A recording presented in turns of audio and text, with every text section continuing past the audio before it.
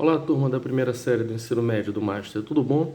Aqui quem fala é o professor Gustavo Corrêa, professor de Geografia, e hoje nós vamos ter uma aula um pouquinho diferente, onde nós vamos trabalhar hoje uma videoaula sobre o quadro natural da América, tratando especificamente sobre o relevo do continente americano, tá? É um relevo bastante diversificado e um relevo onde nós vamos ter várias formas de relevo presentes dentro do nosso continente aqui americano. Bom, para começar, a gente tem que entender um pouco sobre a questão das placas tectônicas. Tá? As placas tectônicas que formam ali recortes na nossa crosta terrestre e que vão estar por baixo de todos os continentes e todos os oceanos. O continente americano, ele vai ficar sobre algumas placas tectônicas, como nós podemos ver aqui por essa imagem. Dentro da América, nós vamos ter algumas áreas onde nós vamos ter o choque das placas tectônicas, aqui na porção oeste do continente, e o afastamento dessas placas tectônicas na porção leste do continente. Então, como que nós vamos poder distinguir o relevo dessa maneira? Do lado leste do continente, nós vamos ter, por termos uma separação das placas tectônicas, nós vamos ter aí a expansão do fundo oceânico. Então nós temos um risco menor de terremotos, um risco menor de formações de montanhas nessa região, de choque entre placas. Já do lado oeste, nós vamos ter um encontro entre essas placas tectônicas e aí sim nós vamos ter uma instabilidade geológica, ou seja, nós vamos ter o risco de termos terremotos e de termos também alguns riscos de maremotos nessa região oeste do continente. Nesse próximo slide, nós podemos perceber bem essa diferença de relevo no continente americano, onde nós vamos ter três formas básicas de relevo, três tipos de relevo que vão acontecer dentro do território americano. Nós vamos ter no oeste a região de dobramentos modernos. O que são esses dobramentos modernos? Esses dobramentos modernos são um tipo de relevo ainda em formação, ele ainda está se formando, ele ainda vai estar sempre sendo erguido. Porque essa região toda, tá, do oeste dos Estados Unidos, do Canadá, do México e aqui dos países que formam também a América do Sul, como Argentina, Chile, Peru, Bolívia, Equador, tá, Venezuela, nós vamos ter aí um relevo mais recente. Por que esse relevo é recente?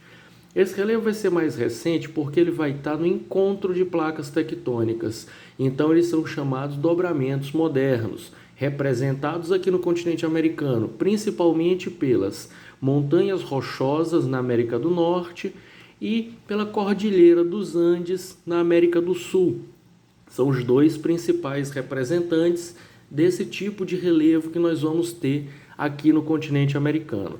Como ele está em formação, como ele é um relevo formado a partir do choque entre duas placas tectônicas, nós vamos ter ali instabilidades geológicas, ou seja, o risco de nós termos terremotos.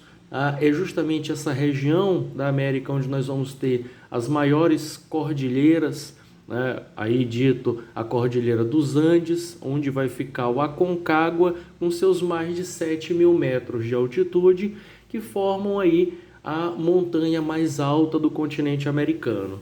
Saindo um pouco aqui do oeste, indo para o centro do continente, no centro do continente nós vamos ter a formação principalmente de depressões e planícies.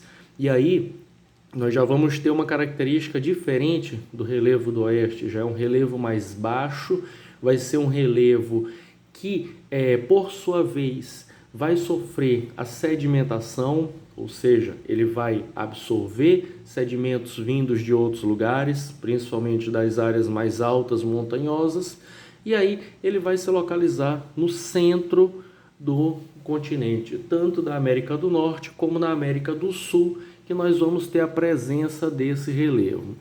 Já a leste, nós vamos ter os planaltos, a região de planaltos aqui a leste, tanto no norte como no sul, na América do Sul. Esses planaltos, eles vão ser formados por áreas de erosão, áreas que sofreram erosão ao longo da história.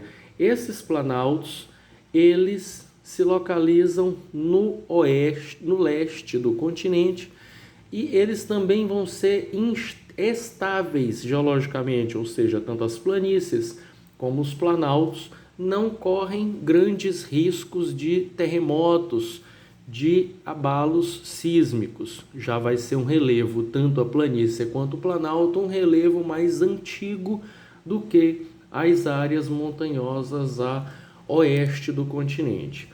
Aqui nós vamos ter alguns exemplos de formações de relevo que nós temos no continente americano.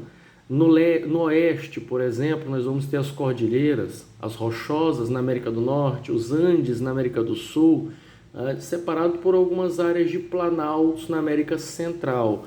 A América Central ela também vai ser formada ali por algumas cordilheiras de montanhas menores, tá, do que na América do Norte e na América do Sul. No leste, nós vamos ter o predomínio dos grandes planaltos, o brasileiro, na América do Sul, e o de Labrador, principalmente no Canadá. Além de algumas cadeias de montanhas antigas, né? Os Apalaches, os escudos canadenses, a Serra do Mar e da Mantiqueira e o maciço das Guianas.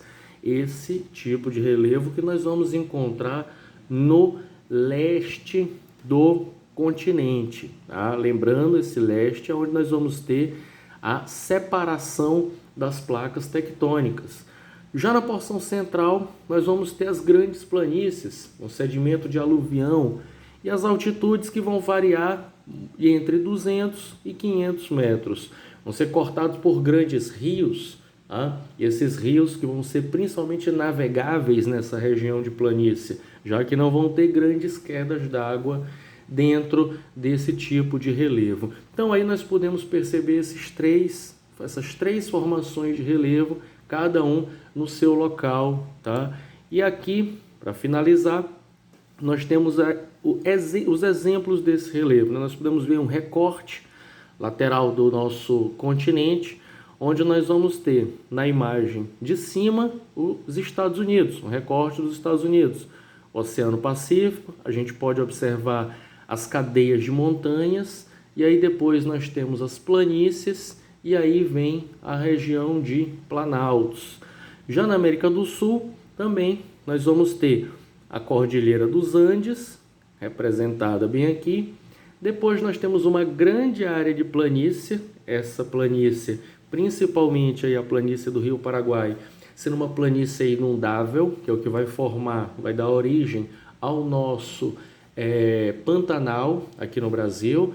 E depois das planícies nós temos os planaltos e serras brasileiras, e aí voltamos a descer para uma planície litorânea, certo?